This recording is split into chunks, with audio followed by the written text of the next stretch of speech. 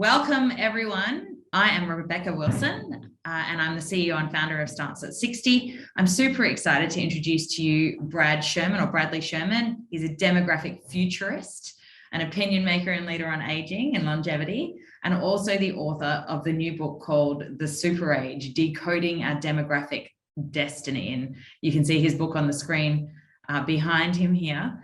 Brad, and I'm going to give the big intro to you, Brad, like the drum roll one, okay?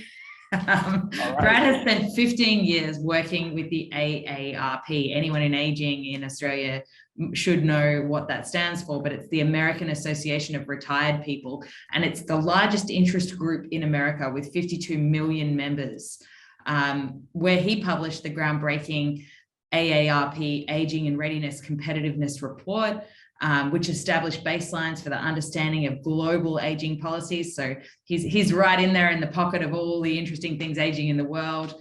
Brad and I both share a passion for aging populations, what it means for business and the world and consumers. So I'm really excited to have him here today. We're going to discuss his book, what his book contains, more importantly though, on the super age and how it's altered the life course, the trends we can expect from super agers, and how it will change retirement forever. So we will then finish off with what it means for organizations, how you can harness the opportunities. And then at the end, there will be a Q&A session. So we're going to ask that you put your questions into the Q&A panel below, and we'll close with any questions that you have so that we can hear some of that real life application, hey? So without further ado, let's welcome Bradley. Brad, tell us, what is the super age? Hi, Rebecca. It's good to see you this morning, your time, evening here in Washington. The super age is a new period for humanity, a first in its time, when one out of five people rather will be over the age of 65.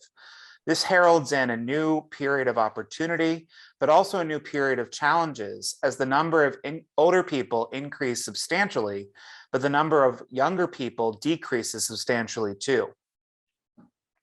Yeah, right. It's a very interesting phase in life. And I guess for the United Nations has been seeing it coming, you know, those of us in business in this sector see it coming, but most of society hasn't seen it coming. How has the demographics played out in difference to previous generations? Well, I think the first thing for everyone who's joining us today to realize is that we're actually witnessing the intersection of two megatrends.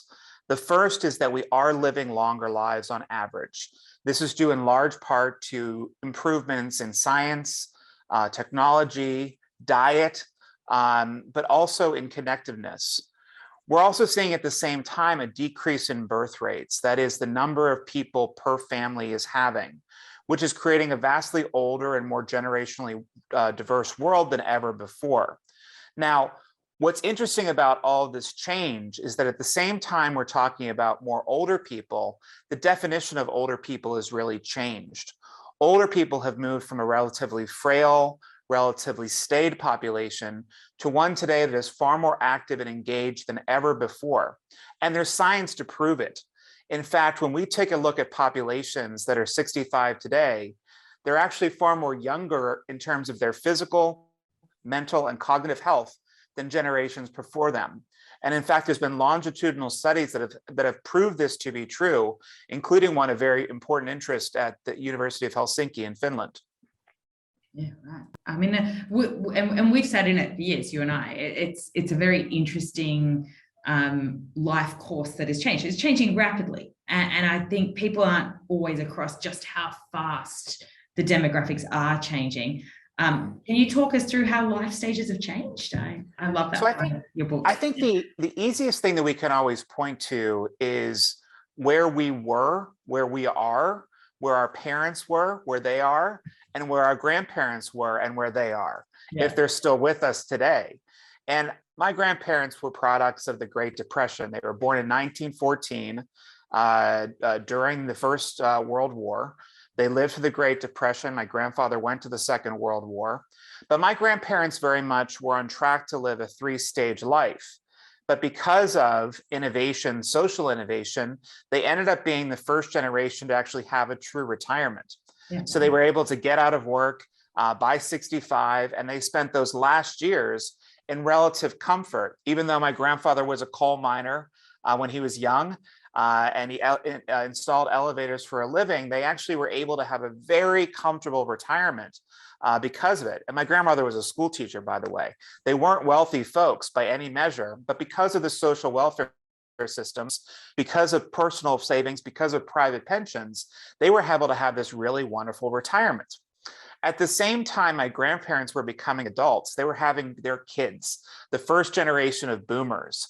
And this generation of boomers heralded in a new life stage as well. Those were the teenagers, the adolescents, and the true first market of this group comes to the marketplace. Fast forward to today, historically, we always see that new life stages emerge during periods of great technological and scientific innovation. That's when life extension actually happens to humanity. So we're in that period right now. And that's what's so exciting about today, because since the dawn of the information age, two new, radically different, totally unique life stages have emerged. The first is an extended adolescence, which happens after your traditional teenage years and extends into your 20s. And now this new period that we've identified called the middle plus, as I call it, or super agers. We call it the pre-retirement lifestylers. Exactly. The pre-retirement lifestyle is a perfect way to put it, because this group of individuals is new, they're dynamic, they may appear old in terms of their chronological age, but trust me, if you're making the pitch to them that they're old people, they will fight you tooth and nail, tooth and nail. And it's what's interesting about this group of people is that they're staying engaged. They're staying engaged for longer periods of time as productive members of society. They're typically working or in part-time work or in volunteer work. They might be entrepreneurs. They might be gig workers, but they're engaged. That's the key. The second thing is they're physically fit and very focused on their physical well-being. They're very interested in staying healthy above all else. The third, if there wasn't the pandemic going on right now, and thank God it looks like we're coming out of it for the third time, they're travelers. They want to get around the world. They want to see things. They want to engage. They're a huge component of the experience economy. And fourth, they're not stopping. They're not stopping anytime soon. And because of that, they're actively looking for products and services in particular that meet them where they are, that include them in the larger part of society, that make them feel not necessarily young, because we know that when we get older, we don't feel quite as young as we used to, but they make us feel part of the whole, part of the pack, part of society, part of us. The second we start to other them and say they're old or not part of us, that's the second we lose them as consumers. And it's a huge prize to lose these days. It's so lovely to hear you say that. We've been doing what we do at Starts at 60 for nearly 9 years. And for what we do, our mission is to serve the needs and the wants of the active digital savvy over 60. So that's very much the dynamic group you're talking about. And we've watched them change even over 9 years. The more travel, more. This generation is hunting for the purpose, for the generation that hasn't ever existed before. They've had to go and find a way to get brands to listen to them, to get things provided to them that do suit their relative age and their desire to be healthy and their desire to do, rather than to move through into retirement quietly, which I think older generations did. Right. I think one thing to remember about this generation, though, Rebecca, that folks that are on this call today will really need to understand is that boomers weren't the first teenagers. There was actually a generation or two of teenagers before them. Those generation or two of teenagers before them were people who were affluent. They had more money. They had that ability to become teenagers. Well, that's kind of the space that we're in now. We had a generation before boomers that had already started to exhibit this active, engaged later life that you're talking about. But right now, that brunt of boomers is barreling through to later life, or as we defined it, later life. And they're just such a massive market that we can't ignore them anymore. We need them at work. We need them at play. We need them at home. We need them at the community. We need them everywhere. And if we say we don't, they'll make sure that we know that we do. It's even interesting to observe that boomers only have 3 years left before all of them are 60. this is Generation X coming towards this gap, this opportunity, this pre-retirement lifestyle, this super age. It's a wave of people that don't even think of themselves as ready to age. How do you see that changing things? Well, I think a lot of things have changed. One of the pieces that we have to remember is that when the life course changes, the entire life course changes. It's just not this magical appearance of a new stage that everyone just jumps into. We're all going to experience this super age period at a different time in our lives. So this idea that just measuring on age is a qualifier no longer really holds up with a lot of water. So for example, in this country, in the United States, the largest group of new parents are ages 40 to 49. Yeah, wow.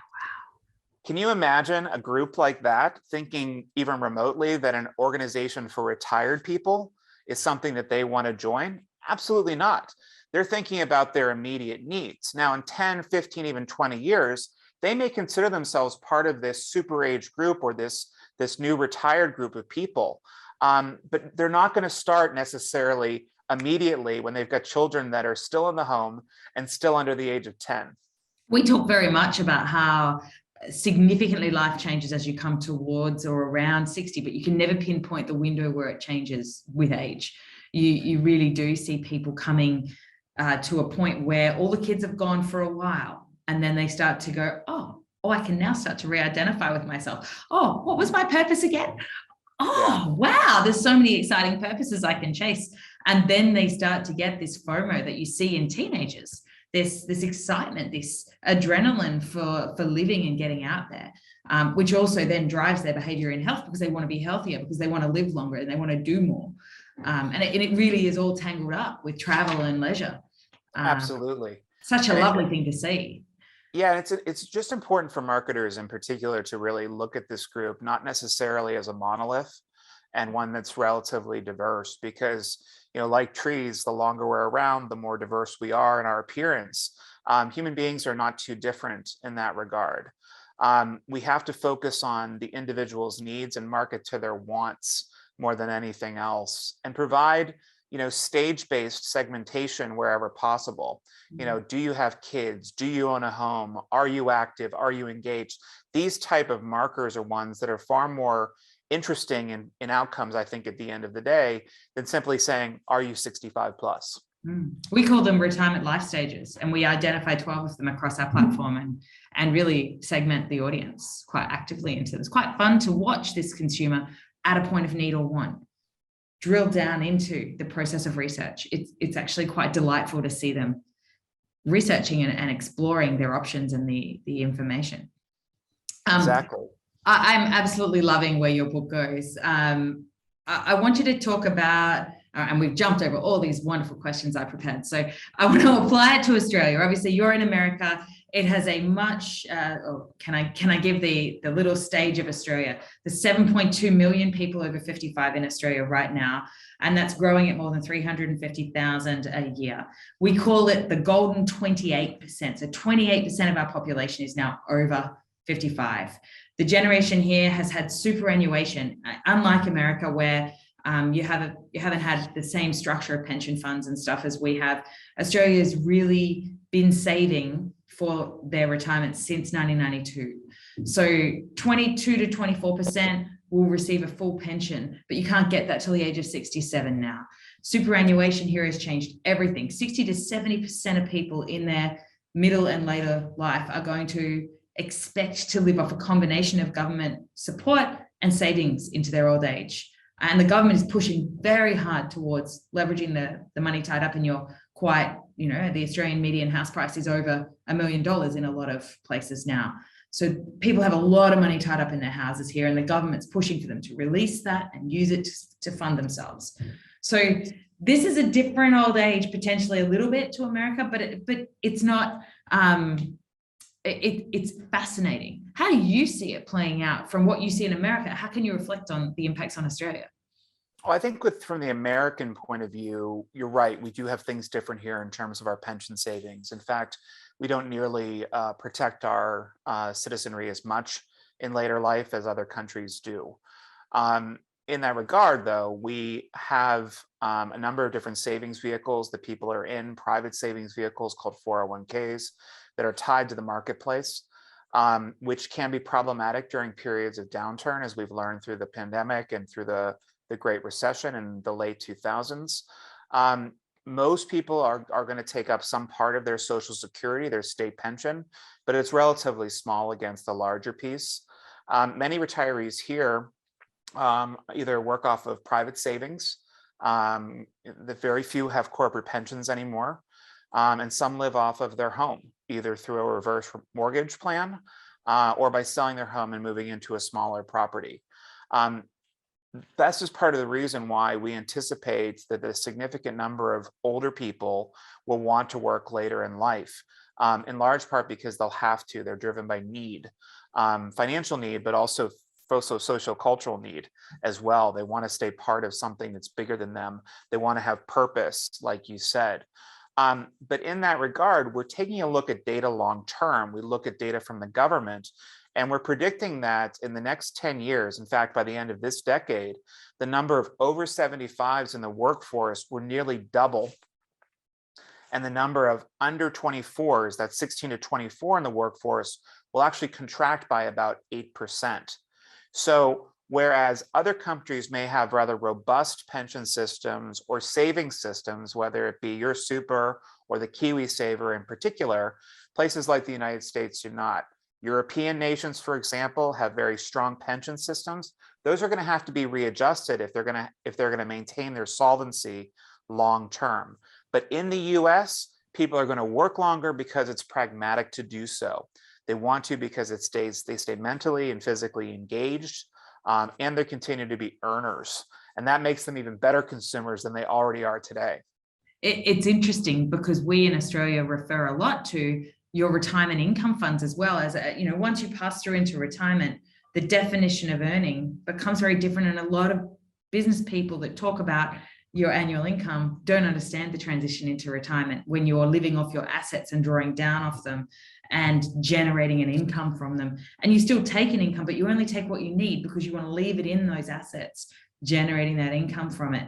And so people don't draw down $100,000 incomes in retirement unless they need it to achieve their needs and wants. Yeah, and of course, we do have those rare people, those unicorns that exist within the marketplace now that are able to earn as much or more than they actually need in retirement. So they're actually earning off all of their investments now. We see more and more of that in Australia. Very fascinating group of people that exist there, very high net worth. They are really a very attractive group to get to if you can, but they are very finicky about. To be honest, in Australia, that population is probably years in advance of America. That population, not just at the very wealthy end, but at the middle Australian level as well, where people are taking a government pension and through clever structuring, good structuring, they are able to add their pension to income from their retirement income funds and generate good income to live off, or healthy income to live off, in what is called a comfortable retirement, right? By the super funds. Exactly. So, we're looking at a community of people that has kind of multiple goals that they're going after now. I mean, obviously they want to pass wealth whenever they can, but they want to experience life more than ever. And I think that there's a lot of ways to get them to both, either through smart financial planning and also through experiential opportunities for travel and for living. It's a very exciting time to talk to this demographic. The other thing I'd love to get your opinion on is years ago, and a lot of people on this call today work in advertising and media and marketing. So years ago, the demographic that people focused on was 18 to 54. And even now, many of the ad agencies are run by young people. The marketers in the market are heavily digital savvy and young people. Reflect on 18 to 54 as the primary target market of society's products when 55% of the wealth is sitting over 55 in the Western world, and definitely in Australia. I've got to hear what you say about this. Yeah, I mean, it's just like, it's like hardwiring in a computer. It's still going to cycle on the same repeated pattern if you don't rewire it. And for all of the 20th century and certainly the early part of the 21st century, we've had it beaten into our head time and time again that this youth market, the 18 to 50 something youth markets or under 50 market, is the most valuable marketplace in the world. And it's really not. A lot has changed in this period of time. The fact that so many people are living longer, the fact that so many people have accumulated this extra wealth, the fact that our life course has changed and people are engaged in spending and work for longer periods of time, that is a fundamental shift in the marketplace. And I was writing my book, there was a piece of research that just blew me away from Ad Age. And Ad Age quoted as saying that 500 times more was spent on millennials than any other age group combined. Millennials don't hold any wealth yet. Now, will millennials eventually hold wealth? Yes, we're in something right now called the Great Wealth Transfer. As older people pass away, the oldest will pass away and pass their wealth to younger populations, going to Generation X first and then to the millennial generation, at least here in this country. But still, how crazy is that? That somebody would actually be taking all this time and energy to spend money on a group of people that's rather finicky, rather than their money on a group of people in their marketing that actually does want to spend, does want to engage and find products and services that work for them. Well, surprise, surprise. There are businesses now that are really taking a look at this marketplace and they're approaching them in a different way today. One of those businesses that really blows me away today is Apple. And if one of the most wealthiest companies in the world can make the shift, virtually anyone can too. And most of their work has been relatively subversive. The Apple Watch in particular, that's a healthcare device now. It's a wonderful product for the middle to older age group, exactly. and the way they use a phone as well to track and build extended family health monitoring. It's fabulous. Exactly. And it breeds a sense of security too, because it's also a data protection device. But more than anything else, Apple's been really subversive in its marketing. Most companies get marketing and communications to older populations incorrect, in large part because they think slapping an older person on TV is the solution, or into an advertisement as a solution. Well, let me tell everyone today, make sure if there's one thing you take away from today, take this. People see themselves as 10 to 20 years younger than they actually are. 10 to 20 years younger than they actually are. So if you're going after 65 plus and you're putting a person who may look 65 plus on the television, you might be hitting the marketplace in the wrong way. Sometimes subversive advertising works very well. In fact, Apple has an advertisement running right now called Bob. And Bob is an advertisement which pans on to a forest, and a computer voice comes on, a robotic computer voice comes on, and it says, Bob has suffered a very hard fall. He is at X latitude and Y longitude. Please send help. They never show Bob's face. They never show Bob's body, but they project that Apple is there for you. This device is there for you should you have a health occurrence, whether it's a fall or a heart attack or some other incident. Now, it's funny, I watched this and I thought to myself, oh my God, that's Life Alert. Life Alert was an American company in the 1980s. One of the most phenomenal spaces in here that no one ever wanted to buy into. Exactly. Right? The category no one wants to be in is the one where you have the button around your neck. Like it's... Exactly. And of course, here in the US, and I'm not sure if the advertisements made it to Australia, I know they had some similar ones in the UK, but it would typically show a woman on the floor, older, white-haired, crying out, I've fallen and I can't get up. Well, Apple took that very negative perception of old age and disability and inability to solve for your own problems, packaged it into a beautiful thing, got to the actually core issue was fear of being hurt. And they're able to sell products in a much better and much more interesting way. Believe it or not, in terms of user penetration, Apple products are used most by men over the age of 65. There you go. I mean, that's a true solution to a real problem that is coming through, and it makes you feel young. I think that is some of the challenges met by institutions and organizations addressing this demographic, is that they've come into incumbent categories that are about aging, and they're trying to have to sell aging. And you've seen a lot of the retirement community shift during COVID to selling community and involvement rather than selling aging. How do you see it over there? Yeah, aging doesn't really sell. Aging is something that we still have a deeply held belief against. We see it as a negative. Obviously, people are leaning more into living longer, and that might sound like a twist of tongue here. But the reality is, if we present something as living, if we present something as active or engaged, or as having purpose or connectiveness, it changes the debate about what the solution actually is at the end of the day. Older populations certainly love being with their peers. They love being with their community, but they also love being with their families. They love being with their grandkids if they have them, and they love being within their community as well. There is a pull, I think, away from your traditional retirement community and one that's a more active and engaged lifestyle, both now and in the future. This idea of retirement, this idea that was built on a 20th century mindset, specifically one in the mid-century, it's gone. It's going away. Yay. Yeah, and I think we I should be think happy for that. People got sick when they retired. Men in particular saw massive decreases in their overall physical health and cognitive health when they left the workforce. So rather than encouraging people to leave, we should be encouraging them to stay and stay part of us, stay part of the community for as long as possible. Historically, old was when we pulled away, we stopped doing. Why should we encourage people to stop doing? We should actually be encouraging them to do more later in life. It's a fascinating shift, and one that ageism then plays into. And for us, we've often said we can't solve the problem of ageism without everybody else wanting to solve the problem of ageism. All we can do is serve the needs and wants, because that's the place we can sit and care for the consumer in the middle part of their life. But ageism is endemic around the world. How do you see it? Well, ageism certainly is endemic, but it's something that we can combat. If there's one thing we've learned over history, is that ageism and our attitudes towards older people are inherently malleable. That means that there are periods of time where we really embrace older populations and see them as a vital part of our society.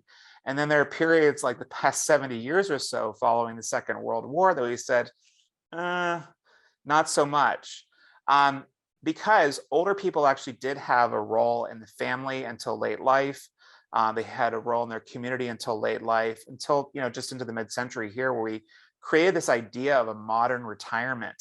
You go away over there, have fun. Yeah. You go into that nursing home, out of sight, out of mind. I don't like that part. I like the first one. Go over there and have fun. My parents have booked more holidays in the last 8 weeks than I reckon I'll have in the next 10 years. Yeah. I mean, there is something exciting about it for sure. But I think in terms of, I always look in terms of work, in terms of economy, because older people hold more value when they're engaged economically, just like the rest of us. If we're out of work, we're not part of the plan. We're not part of the way things are humming along. And retirement doesn't necessarily mean a full-time job. It shouldn't mean a full-time job, but it should offer an ability to, as my friend Richard Eisenberg says, unretire.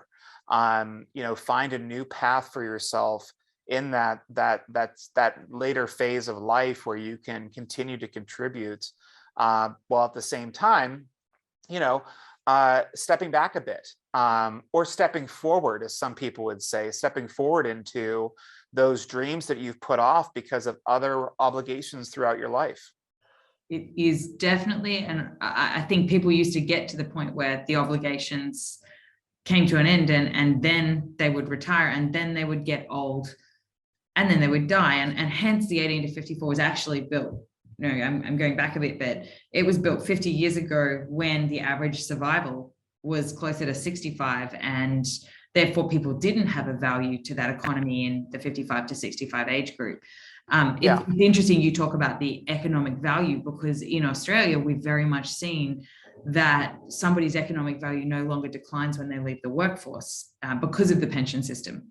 And I don't mean the government pension system, I mean the private pension system. We've very much seen that retirement income keeps generating. They keep spending. They keep participating in the economy here very, very actively. They don't pay the taxes that they paid in their younger days because the government set up systems not to penalize people as they hit that age where they're drawing down on their funds that they've saved, and encourage them to live off their own means. But it very much has them contributing back into the economy, which is a little bit different to in your book so far, but it's fascinating to see it happening, because you don't have to work to contribute anymore. Right. I think the challenge is that given the labor market conditions that we're entering into, people will be enticed back into contributing economically, whether they have the financial means or not. Um, we're at a period right now because of decreasing birth rates that looks a lot more like the end of the Second World War than the beginning of the pandemic. And just to give you some sense of that, in 1950, the average labor force participation rate for over 65 men in this country, in the United States, was nearly 50%. Wow. Yeah, so like this is not going away, this idea of having maybe a mix of work and play in this super age part of life, this middle plus part of life. That's actually going to become far more part of the norm than anything else. It further goes into like the gig economy, for example.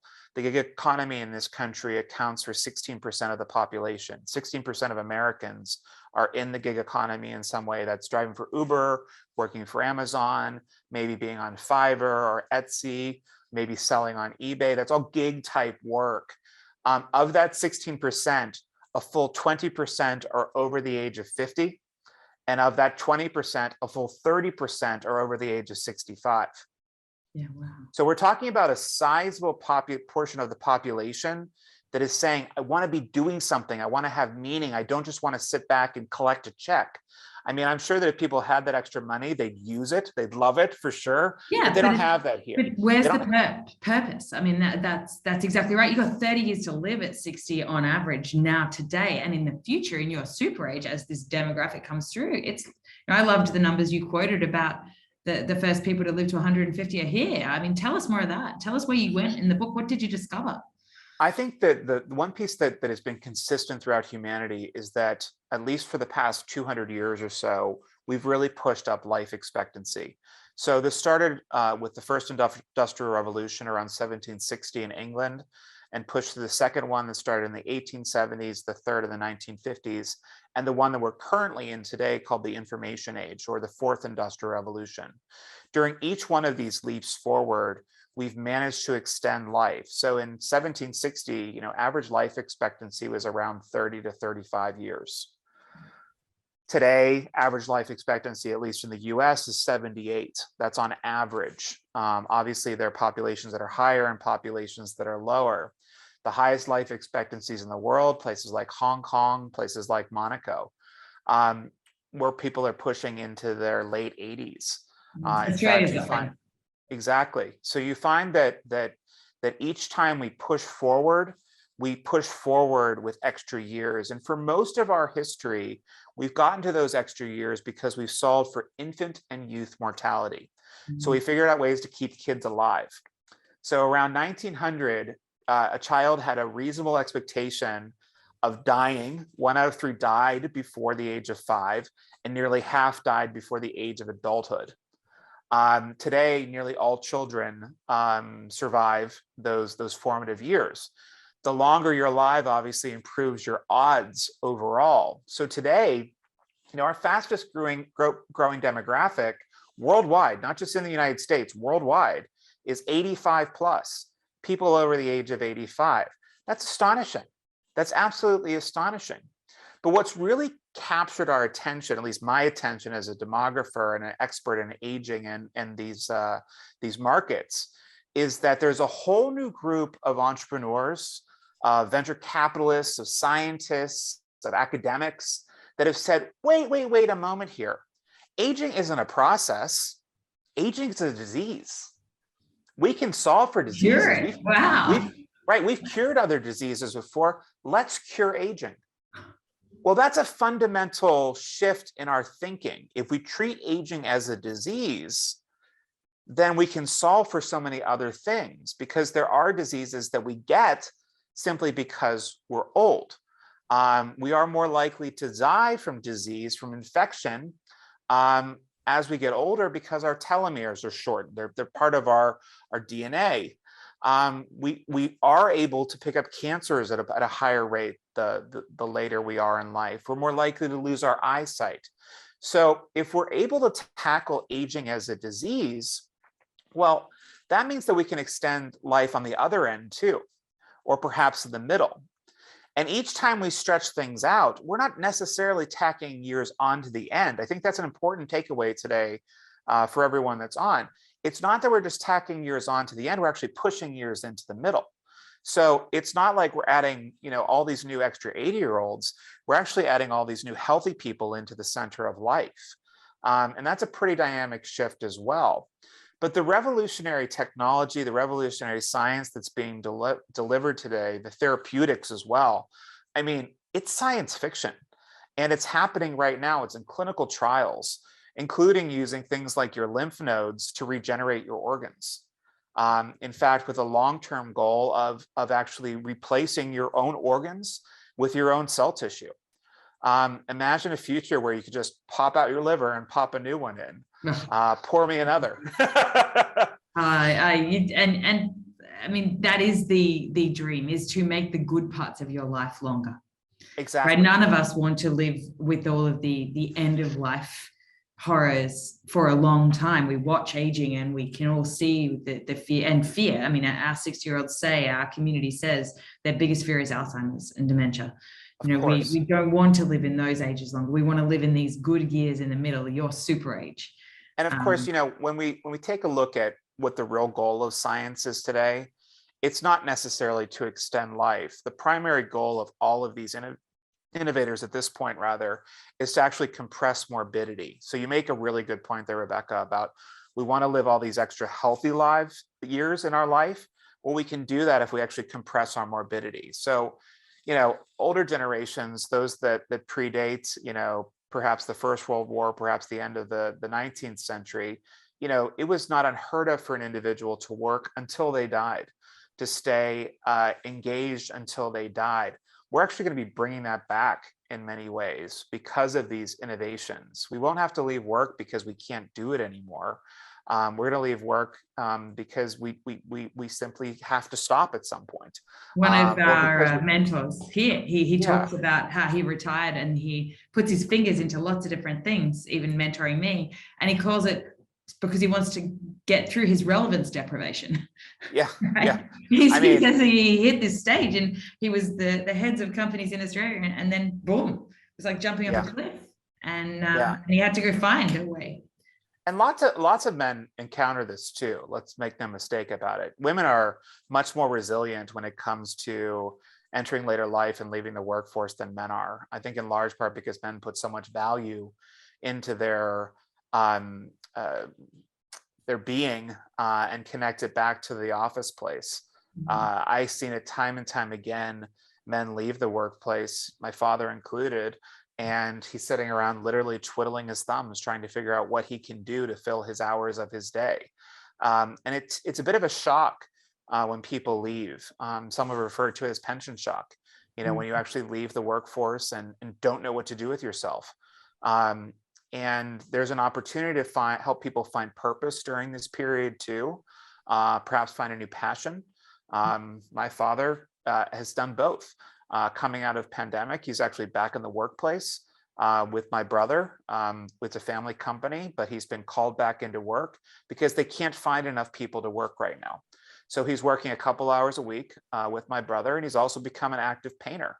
They fixed up a house during the pandemic and they're ready to travel again.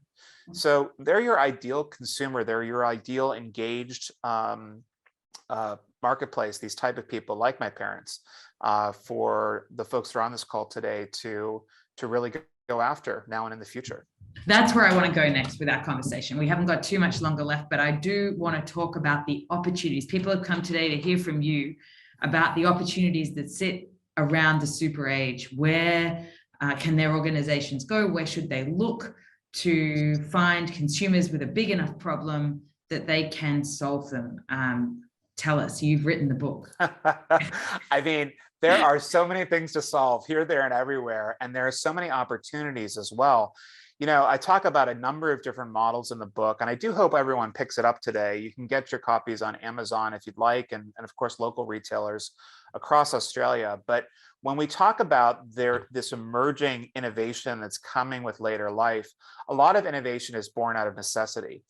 So some of the most amazing things that I've seen right now are really simple ideas that are connected to solving big problems. So one of the challenges that we face in older life, especially if we've lost a loved one, perhaps a partner, is that we become isolated.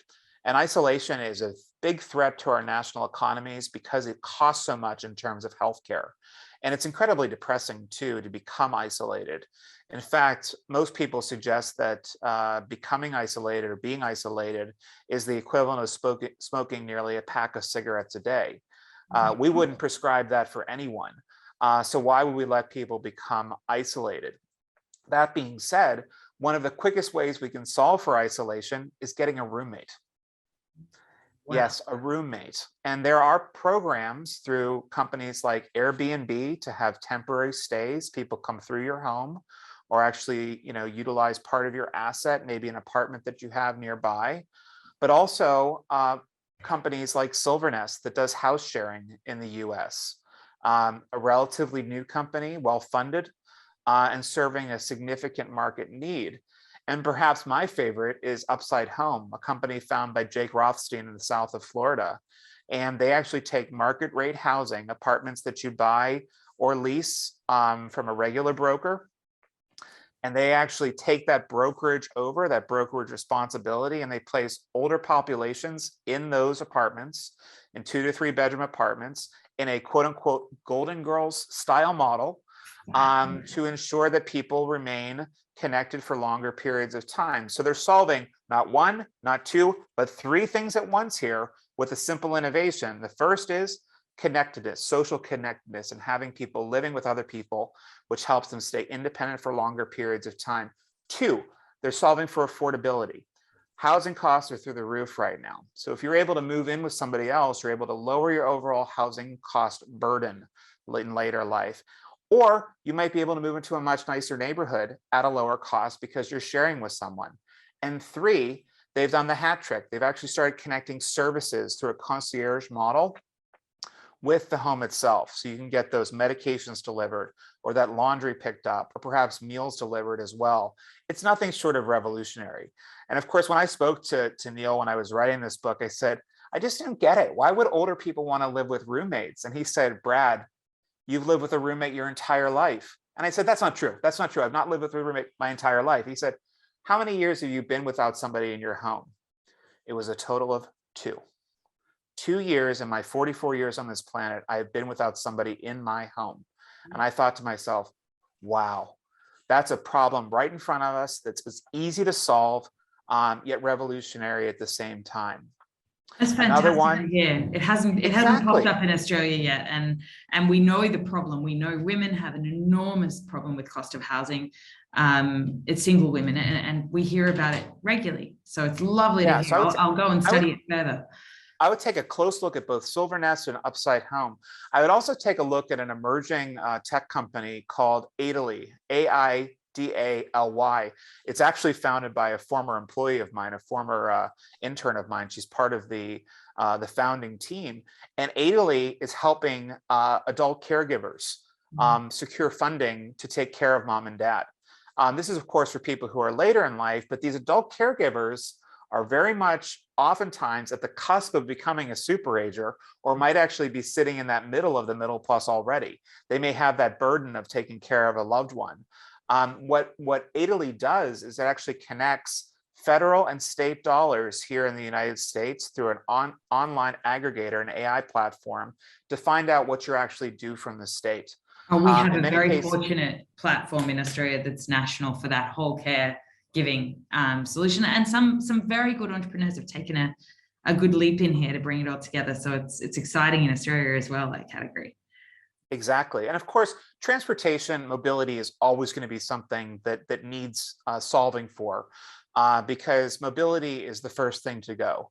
And at least in the US, a large portion of our population lives in the suburbs and in rural communities. So it's obviously a much more clear and present danger here. So working with companies like Uber and Lyft here in the US, they're starting to develop actual programs to teach drivers to engage with older and more frail populations. So yeah, there's a ton of stuff that's happening right now in the US. There's a ton of stuff happening overseas as well. But it presents a really interesting and dynamic period for us. if we're willing to lean into the change, and if we're willing to see opportunity where innovation may not have been attached to in previous years. We don't need to define for somebody, we need to define with somebody in mind. That's fantastic. I am now going to just throw to my team and check for our Q&A. We've got a couple of questions that have popped in, so they've got them live on the screen behind me. So I'm going to read them out for you. A few, actually. So the WHO redefined middle age as 66 to 79 and seniors from age 80. The term senior, pretty locked in, used to be pretty locked in to refer to a 60 plus. Are there any other terms that governments are now using around this space, like the Super Agers? Are you seeing, terminology that's popping out? Governments have not shifted completely yet. However, there's always a good example that's hidden. There's a government in Japan, within Japan, I don't think it's the national government, but a local government, and I will confirm this, where they've actually moved up the line of old from 65 to 75. So they've actually signaled that significant shift from one place to another. But in terms of life stages are typically market-based. It's something that we look for from in a marketplace, either as marketers or communicators or innovators, and it helps describe a more diverse population than ever before. I think if government's going to move the line, it's typically going to be around the pensionable age or when people are eligible for certain other social welfare benefits. Yeah, great. It's where everybody's looking for a word that isn't older Australians here. Or seniors.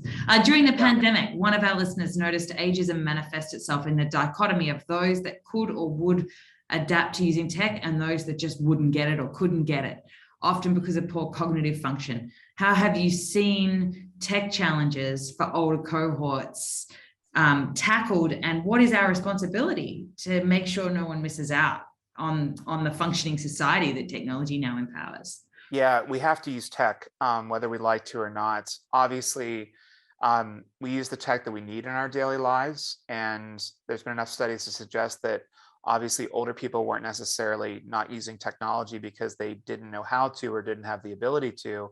It's just that they didn't need to. And the pandemic really pushed a lot of people to become digitally literate quite quickly. In fact, our own vaccine rollout here and largely required digital literacy to book an appointment, which of course was kind of disconnected because older populations got the vaccine first, but they couldn't necessarily get booked for a vaccine without booking it on the computer. It was really a mess. But it gets to the larger question about inclusion and making sure that when we design these systems that we're thinking about all populations. Going forward, obviously, we need to think about technology. We're entering a new period for the web, more commonly known as Web 3.0. You've probably heard of it as the metaverse. This will be more immersive period for us. We will have more connected devices than ever before. And it's funny, Rebecca, I was doing a national radio program just a week or two ago, and the woman who's a very brilliant host said to me, she goes, "You must be really thrilled that this digital divide is going away now as Gen X moves into older age." And I said, "You're presupposing the technology is to stop them. We owe ourselves as people to keep people connected." Like, I'm a very connected man at 44 years old. I know how to get on my computer. I know how to use digital technologies.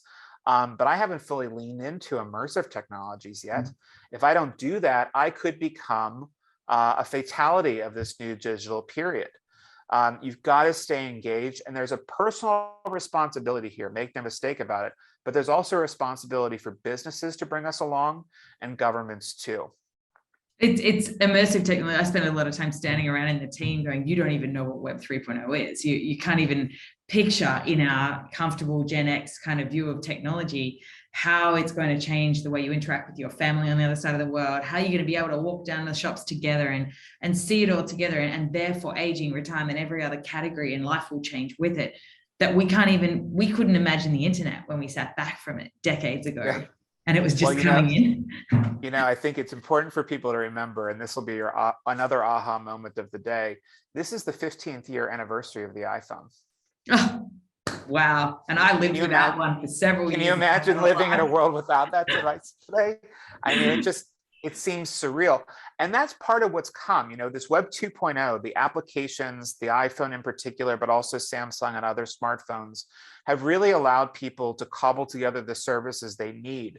And during the pandemic, we actually saw that happen in real time. Families, family caregivers, figuring out how to get ways to deliver groceries to mom and dad. Frankly, mom and dad figuring it out for themselves, Yeah. And they how to never get had to groceries before. in. Exactly, they never had to before. And the pandemic forced them into this understanding of new technology. In fact, Instacart, which is one of the larger providers of digital grocery shopping in the United States, they saw an incredible explosion of older customers into their marketplace during the pandemic. That's adjusting a little bit now because obviously there's a period of correction after disruption, but still a whole novel group of digital consumers emerged during this pandemic. And guess what? They're mostly over the age of 65. It's really exciting. And as a digital company, it's really exciting to be able to empower and serve them. It's something we've had a great customer base forever, but we are excited at the uptake and engagement on more than just media side, the transactional side as well. So I've got a couple more questions. People are still sending them in. It's really exciting. If we were creating a product designed for people aged 60 to 75 on the product packaging and comms, would you suggest labeling it? And this digs in to what you were saying before. Would you suggest labeling it as 50 plus or 60 plus to avoid an aging label? We've been using that 50 plus or 60 plus line in the sand for a long period of time. It's not a bad marker, but you should be appealing to people's wants, needs, and desires, probably first and foremost, if you really want to capture their attention. I mentioned the Apple Watch earlier. The Apple Watch never says it's a 50 plus device. The Apple Watch is a device that works for the 50 plus, but it works for the 20 plus and the 80 plus too, if they wanted to. So when designing products and services in the future, I recommend that companies consider an inclusive approach. Build a product that's good. Consider how other populations will engage with it. Perhaps older populations will engage with it, but also consider how you're designing your spaces, your retail environments as well, because obviously as we get older, we have different needs. We have different health needs in particular. In fact, if you're interested, you can visit my blog, thesuperage.com/newsletter, and you can find on there, or thesuperage.com/Sam, and you can find in there an article I wrote this week about the home and the home becoming a very dangerous place for people as they live longer. There's a whole new set of opportunities to engage the home, but you don't necessarily want to get caught in that idea of building products and services just for a specific cohort, because oftentimes we'll allow our bias to bleed in and we'll build products that people don't necessarily want to consume. It's very, very, because they'll see them as old, okay? Just because they'll see them as old. yeah. And nobody really wants to be seen as old at the end of the day. That's Yeah. really, really important to remember. Well, and I'm going to extend this question because I know who's asking it, and Yep. I know he'll want that asked. What if the product is only to solve an aging problem? Yeah, you have to work on packaging first and foremost. It has to look integrated with other products and services. It should not other people whenever possible, because there is a history, and I don't know the specific product that you're asking about, so it's hard to give a specific answer to this. But in terms of consumer durable goods, if it looks old, people won't buy it, even if it's specifically designed for them, even if it performs better than anything else in the marketplace. People won't want it. Obviously, if it's an insurance product, that's different. Obviously, if it's a travel product and they know they're going to go be with their peers, or perhaps there's some special benefits that are associated, perhaps health related, perhaps not, they'll be excited about those. But when it comes to a consumer good, it's dangerous to get into that space. It's dangerous to get into that line because it's a red flag to everyone else that's able-bodied, that's younger, that person is old. It doesn't matter how good it is. And in fact, pointing you to a perfect example of this are the big button phones of the early 2000s. Everyone thought the big button phones were going to solve everything and connect older people to technology in a way that they had never been before.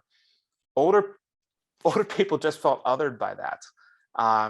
The phone stayed at home or in the purse. They were often turned off. They never came out. It really wasn't until, adaptive technology like the iPhone in particular, but also the other mobile phone companies allowed you to increase the size of those buttons on the screen if you needed to, increase the size of the font in text messages, that we really started to see a big shift.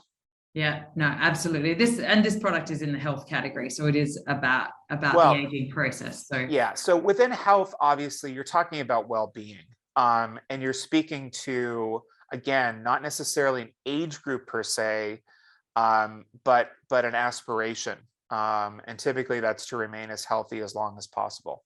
And that's right where it sits now. I've got two more questions before we Yep. get to the end. I'm going to try and get them in. We've got 2 minutes till 11 o'clock. What's your one key takeaway for the retirement industry, the one that's already gathered and locked onto this aging space, or this age space, and the emerging super age? Where do they have to go? What do they have to do? It's adapt or die, like any industry. We're at the precipice of a major change, and in some places we're already in the middle of it. Shifting attitudes towards where we live, how we live, where we travel, how we travel, what we'll demand as consumers now and in the future. For that traditional retirement space, retirement homes, retirement communities, I think they're on the downslope. I think that people want to remain at home for longer periods of time. In fact, we're already starting to see data that suggests that there's more intergenerational living again, people moving in with their kids or their grandkids or vice versa. This will signal a shift in how we build homes, how we build communities, if we move back to the historical way of living. Things like retirement homes won't necessarily be as important anymore if we no longer have people who want to go into them, that have family caregivers at home, rather than having to go somewhere for care. I see that there's just a large number of fundamental shifts that are happening in the retirement marketplace today. Obviously, there'll always be need for care in later life, because 24/7 care is very hard to deliver by any family caregiver. But I think this kind of middle space is something that is a lot harder to understand. The hard built environment is expensive. It's hard to keep up physical plant, and can be very expensive to do so as well. I see more and more people leaning into digital technologies, on-demand economy, and perhaps finding ways to concierge those into the home, perhaps somebody who can manage those different services delivered to them. Because time and time again, and we're talking 8 out of 10, 9 out of 10 people want to stay in their physical home as long as possible. Obviously, that can shift over time where they might want to choose to move somewhere else. But most people are afraid of going into a congregate setting. Yeah, that's very interesting. Final question. What would you say your 3 top recommendations for marketers are who want to tap into the super age? Number 1, hire an older worker. Hire them today. And if you can hire 2 of them, hire 2 of them. If you can hire 3 of them, hire 3 of them. If you can't hire them for some reason, get them on a focus group and listen to them. Listen to them and listen to what they say, because they know what they want to hear. And if they don't know necessarily what they want to hear, they're going to tell you very quickly. Avoid, when possible, using faces, because time and time again, what's in the marketplace is not very good, especially if you're using stock photography. It's bad. It's really, really bad. And let me tell you something. If you were an average person today, and I said to you, what do you think retirement looks like? If you didn't say 2 white people walking down a beach in white lost pants. the game. Yeah, in white pants. Culottes on the woman, walking down the street in the surf on the sand. That's not what retirement looks like anymore. So more and more often, I want people to push back on those and actually look at what later life does look like. Later life is working. Later life is engaging in the community. Later life is hopping on a plane and traveling around the world. It is not just walking down a beach. So break free of that whenever possible. Use realistic images whenever you can. And the third is that you have to challenge your language. You have to challenge your bias in language more than anything else. Believe it or not, bias in language slips in all the time. So ask that group of people, ask your focus group, ask your employees that are older, what they think about the language that you're using, because they will give you a clear idea. Rebecca's right. We haven't landed on language yet for this new period, this new group of people yet, because they are so novel. But we really didn't have an idea who teenagers were either in the 1950s and the 1960s. And man, did they change the world. Super Agers and this new middle plus are going to do that as well. But we have to listen to them much in the way we listened to young people in the 1950s and the 1960s and adapted to what they were telling us. MTV wouldn't be a thing if we didn't listen. Much of the consumer brands that we have today, Gap, Nike, etc., wouldn't be around if we didn't listen to young people.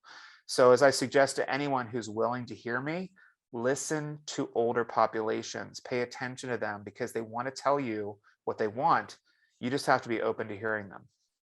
Is just fantastic advice. Bradley's book, The Super Age, is available on Amazon. We encourage you all to pick up a copy. We're still waiting for our big bundle to come, Bradley. Oh. The floods in our town have probably slowed it all down an extra week, but we ordered them weeks and weeks ago. So we are really looking forward to them arriving. We're going to give some away to our trade industry friends, but we encourage you to all get on and buy it and really absorb what's happening to this generation. Have you got any last comments you want to leave everybody, Brad? I can't express enough how much I'm thankful for you being here tonight, first and foremost, or this morning in your time zone. But first and foremost, I think that those of you that are here have already taken a dramatic step forward. You've seen that there's opportunity in later life. Now the question is, can you convert that? There's a lot happening. A lot is happening very quickly. But the one thing I think all people need to remember now and in the future is that older populations will continue to grow for the foreseeable future. Younger populations will continue to contract. With that in mind, all those marketing dollars that you're pumping to younger generations, it's a fool's game. Think about later life populations because they're the ones that are actually going to be the honeypot for you at the end of the day.